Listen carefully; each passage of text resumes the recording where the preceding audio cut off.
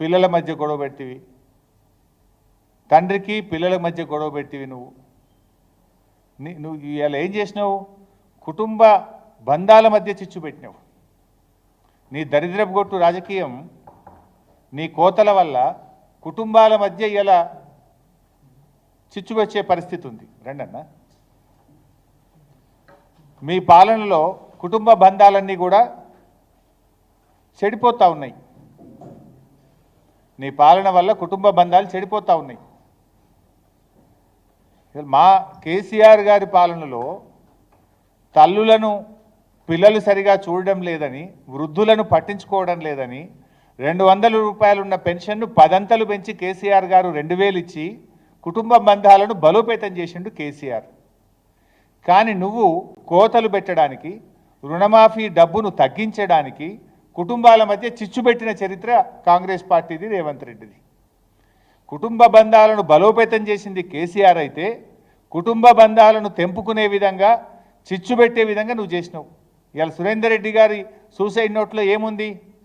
నా తల్లి గారు కూడా నా చావుకు కారణమని రాశాల్సిన పరిస్థితి తెచ్చినావు. అసలు తల్లి కొడుకుల మధ్య చిచ్చు పెట్టి పాటు చేసినావు కదా. ఇంత దరిద్రమా? మీకు చిన్న ఉదాహరణ కూడా చెప్తా. ఇది నా నియోజకవర్గంలో ఒక రైతు బాలరెడ్డి గారు, గురజాల బాలరెడ్డి గారు. ఇది అగ్రికల్చర్ డిపార్ట్మెంటు వారి కుటుంబానికి ఇచ్చిన పేపర్. ఇది నేనేం తెచ్చిన పేపర్ కాదు. గురజాల బాలరెడ్డి గారికి 2 కుమారులు. పెద్ద కొడుకు పేరు విజయభాస్కర్ రెడ్డి, ఈయనకు 2013లో పెళ్ళయింది. రెండవ కొడుకు పేరు ఉదయభాస్కర్ రెడ్డి, ఈ అబ్బాయికి 2018లో పెళ్ళయింది. ముగ్గురికి లోన్ ఉంది. తండ్రికి ఉంది, గురజాల బాలరెడ్డి గారికి, పెద్ద కొడుకు విజయభాస్కర్ రెడ్డికి లోన్ ఉంది, చిన్న కొడుకు ఉదయభాస్కర్ రెడ్డి గారికి లోన్ ఉంది. ముగ్గురికి 3 సపరేట్ కుటుంబాలు, కానీ రేషన్ కార్డులో ఒకే దగ్గర వీళ్ళ పేర్లు ఉన్నాయి. ముగ్గురికి కలిసి ఉన్న అప్పు ఎంత అంటే 6,91,806 రూపాయలు. ఇప్పుడు నువ్వు పెట్టిన నిబంధన వల్ల వీళ్ళకి 2 లక్షలు మాత్రమే రుణమాఫీ అవుతుంది. 3 డిఫరెంట్ కుటుంబాలు కదా. 2013లో ఒకరికి పెళ్ళయింది, 2018లో ఒకరికి పెళ్ళయింది. తండ్రి, ముగ్గురి భూములు వేరు, ముగ్గురి కమతాలు వేరు, ముగ్గురి వ్యవసాయం వేరు, ముగ్గురి అప్పు వేరు. కానీ ముగ్గురు మధ్య రేషన్ కార్డులో ఏ దగ్గర పేర్లు ఉన్నాయి కనుక 2 లక్షలు మాత్రమే మాఫీ అయ్యిద్దంటివి. అంటే 6 లక్షలు మాఫీ కావాల్సిన చోట ఈ కుటుంబానికి ఎంత అవుతుంది? ఈరోజు 2 లక్షల రూపాయలు మాత్రమే అవుతుంది. ఈ రైతు పేరు గురజాల బాలరెడ్డి, గ్రామము జక్కాపూరు, జిల్లా సిద్దిపేట జిల్లా. ఇంత స్పష్టంగా ఆధారాలతో సహా చూపిస్తున్నాం. సురేందర్ రెడ్డి గారి ఆత్మహత్య ఇప్పుడు చూసాం మనం. అది దుబ్బాక నియోజకవర్గం, సిద్దిపేట జిల్లా, చిట్టాపూర్ గ్రామం.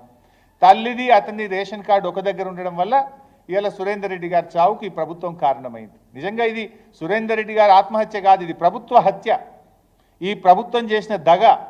ఇవాళ బాలరెడ్డి గారి కుటుంబంలో 6 లక్షల రుణమాఫీ కావాల్సిన చోట కేవలం 2 లక్షలే అవుతుంది.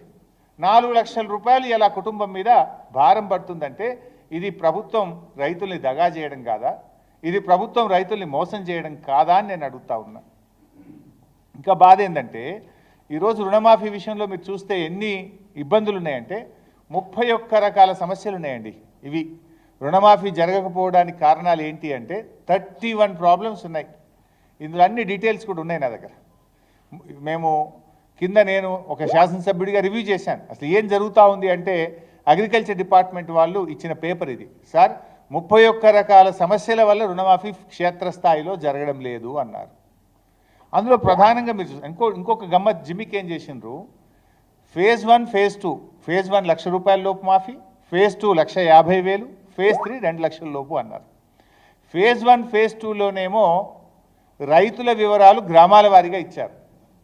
ఫేజ్ 3కి వచ్చేసరికి బయటపడుతుంది కదా ఎవరికైంది ఎవరు కాలేదు అని చెప్పి మోసం చేయడానికి రైతుల వివరాలు గ్రామాల వారీగా ఇవ్వకుండా బ్యాంకులకు పంపించేసిండ్రు. ఊర్లకు పోతే ఏమవుతుంది? వివరాలు లేవండి, బ్యాంకుకు పోమంటున్నాడు వ్యవసాయ శాఖ అధికారి. వ్యవసాయ శాఖ అధికారుల దగ్గర లిస్ట్ వేయలే వీళ్ళు, ఎందుకంటే వీళ్ళ డొల్లతనం బయటపడుతుంది, ఎవరికి రుణమాఫీ జరగలేదో బయటపడుతుందని. ఫేజ్ 1, ఫేజ్ 2లోనేమో రైతుల వివరాలు గ్రామాల వారీగా ఇచ్చి ఫేజ్ 3కి వచ్చేసరికి బ్యాంకులకు పంపిరు తప్ప ఏఈఓల దగ్గర వివరాలు లేవు. ఇలా రైతు రుణమాఫీ ఎగ్గొట్టడానికి ఈ ప్రభుత్వం 31 సాకులు చూపించింది. 31 సాకుల్లో ఒకటి రేషన్ కార్డుది మీకు సాక్ష్యాధారాలతో సహా చూపించాను. రెండవ కారణం ఫ్యామిలీ. ఇలా ఇది చాలా ఆశ్చర్యకరం, నిజంగా మీరు కూడా వింటే నవ్వుతారు. మా నియోజకవర్గంలో నల్ల మనెమ్మ, వారి భర్త గారు 2010లో చనిపోయారు. నల్ల మనెమ్మ గారు నారాయణరావుపేట గ్రామం.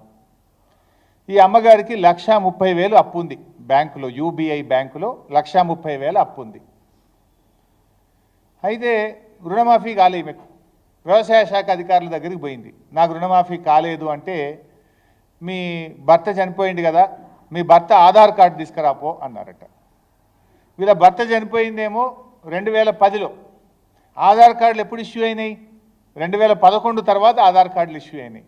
నా భర్త చనిపోయినాడు, ఈ ఆధార్ కార్డు పద్ధతే లేదు, నేనేడికెళ్ళి ఆధార్ కార్డు తేవాలంటే, ఆధార్ కార్డు లేకపోతే నీకు రుణమాఫీ కాదుపో అంటుండ్రు. ఇప్పుడు ఆమె ఏం కావాలి? యాడికెళ్ళి తేవాలి ఆధార్ కార్డు? భర్త చనిపోయింది 2010లో, 15 ఏళ్ల కింద భర్త చనిపోతే ఇప్పుడు ఆధార్ కార్డు లేదు, నీ భర్తకు ఆధార్ కార్డు లేదు కనుక నీకు రుణమాఫీ కాదుపో అంటున్నారట. ఇగో ఇది ప్రభుత్వ తీరు. ఇంకో విషయం,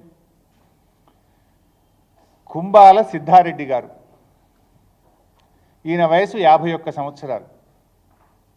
కారణం ఏదైనా పాపమైన పెళ్లి చేసుకోలే, ఒంటరిగానే జీవిస్తున్నాడు కుంబాల సిద్ధారెడ్డి గారు. ఈయనకు 1,99,000 రూపాయలు అప్పు ఉంది.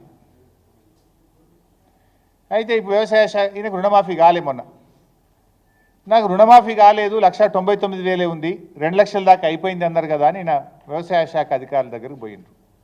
అరే నీ భార్య పేరు కావాలన్నా, నీ భార్య ఆధార్ కార్డు తెపో అంటున్నారట. అరే నేను పెళ్ళే చేసుకోలే, యాడికెళ్ళి తేవాలని ఈయన అన్నాడట. భార్య లేకపోతే నీకు రుణమాఫీ కాదుపో అంటున్నారట.